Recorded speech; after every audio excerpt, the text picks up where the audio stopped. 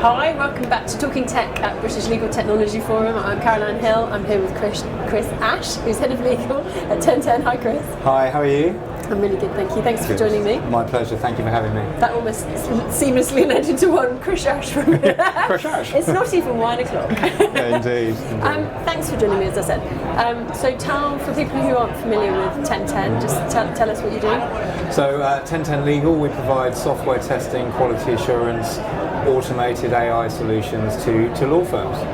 So upgrades for platforms and applications, implementations of new technologies, etc.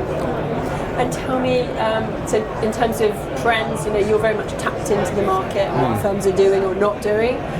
So what kind of insights can you share over the past, say, year in terms of where firms maybe need to sort of catch up or things that maybe they're focusing on now that they haven't been? So I think over the last year and even 1 to 2 to 3 years, lots of firms with various different platforms and applications in tap, manage, everything in between, have been quite reticent to upgrade to newer versions, and there's a lot of good reasons for that. There's global economic uncertainty, there's M&A activity, there's general investment levels, and a general kind of sense of nervousness as to what those new platforms and cloud-based versions will entail from a business perspective.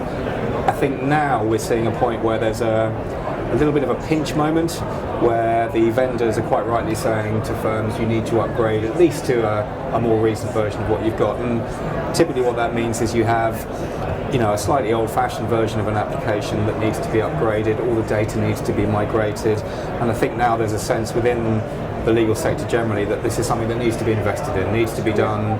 New financial year's coming, I think CFOs are on board with this, and I do foresee a kind of a fairly gradual and incremental migration up to more recent versions of various different tech stacks. Interesting. There seems to be, for the firms that have got so much on their plate, and there's this human element which seems to come out in my recent conversations. I did a webinar where one of the people on it was saying there's so much for people to think about. But there's also, from a tech perspective, there's it's very difficult because there's certain things that if you move to the latest version of cloud, there's a lot of things that aren't working. I'm finding that this is a really quite difficult time for firms. It's exciting, and but it's very easy as an outsider to go, oh, it's really exciting.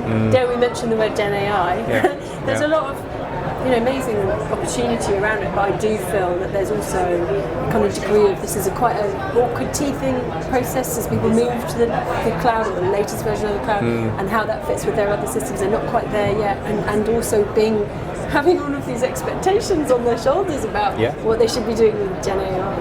What do you kind of tell them? So what do we tell them? That's a really good question. So obviously, you have partners within a law firm who get very excited about AI, GPT, Gen AI, agentic AI, etc. And you've got the people in IT in the business who are thinking, well, that's great, but what are we actually going to do with it? What do we need it for? And what are the implications of using it? So as you very well know, you have a lot of firms that have gone all guns blazing into this. So a number of firms have got their own GPT instances. They've bought a load of products which are very, very good, I have to say, Catcher, Order, you name it. And there's other firms that very recently have come out and said absolutely no one is to use anything AI-based within our business. So I think there needs to be a bit of a settling down. The dust needs to kind of settle somewhat in terms of what do people actually want from AI, from intelligent automation, what are the benefits, what are the risks, and what's the return on investment, essentially. And I think that's going to take a bit of time to wash through. So in answer to your point, we get a number of mixed messages from different parts of any particular law firm, shall we say, and far be it from me to say that any of them are wrong, because all ideas are good ideas.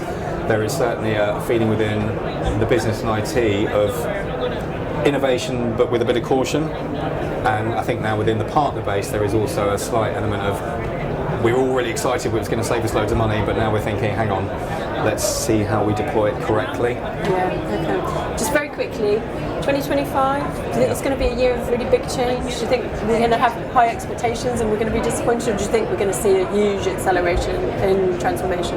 So I thought about this a lot over the last 6 months, and I've had some very empirical conversations with my CFO and lots of other CFOs within the legal sector.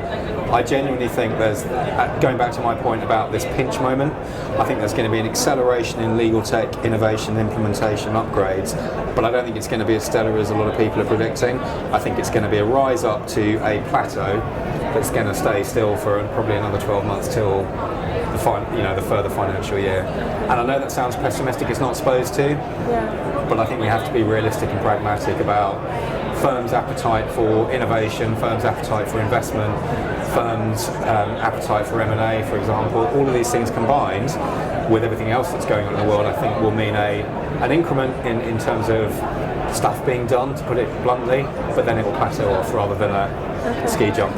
Right, interesting. Well, let's connect this time next year. Let's do so. Okay. Chris, thanks so much for chatting. Thank you so much, Caroline. Always good to see you.